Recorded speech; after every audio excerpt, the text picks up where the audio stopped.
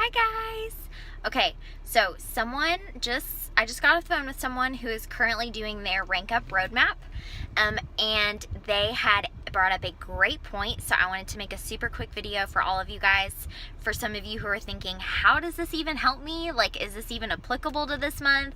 Wouldn't I need to know like points for where I want to end next month in June? Great questions. I want to tell you why this specific math and these steps help you right now.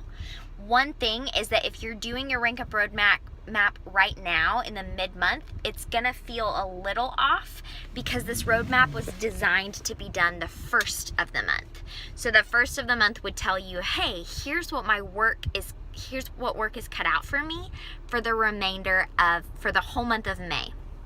So based on where your points ended in April and how many your team added, that gives you a good idea for where you should end. So that way, if you get to the end of this month, May, and you don't have the same number that was done that you came up with when you were done with the exercise, you can go, oh my gosh, what's happening? Auto ships are all done and I'm 15 points below the mark. So then you know to go and look for things instead of just looking in your back office and going, well, I grew by 10 points.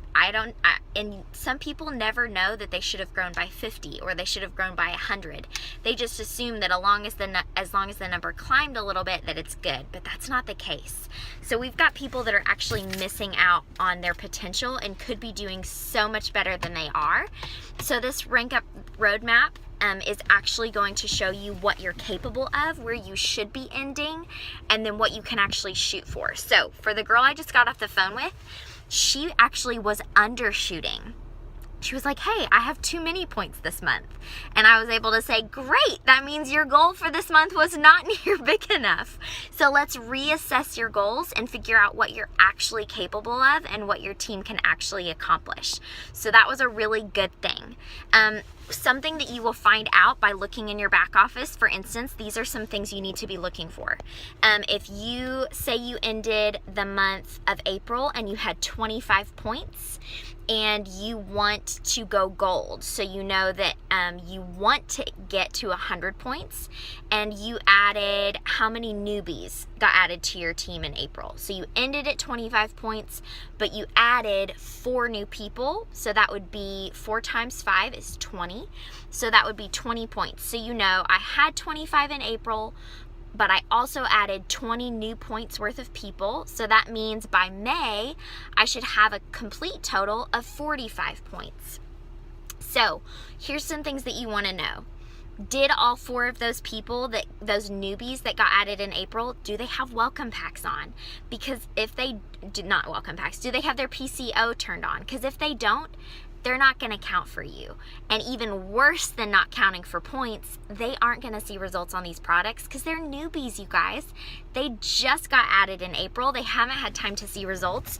We've got to make sure those PCOs are turned on. So you can go check the status of them in your back office and say, okay, all 4 of those people that got added in April, where are their names? I've got to find them in my back office. Is their auto ship turned on for this month? Are they going to go out?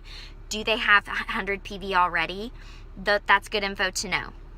The second thing you want to know is who added those 4 people. Who are the business builders that you didn't even know you had? Then you need to go check on their sponsor and say, what's up, sponsor? You added someone last month. Do you even realize that you're 2 people away from going silver or 1 person away from going silver?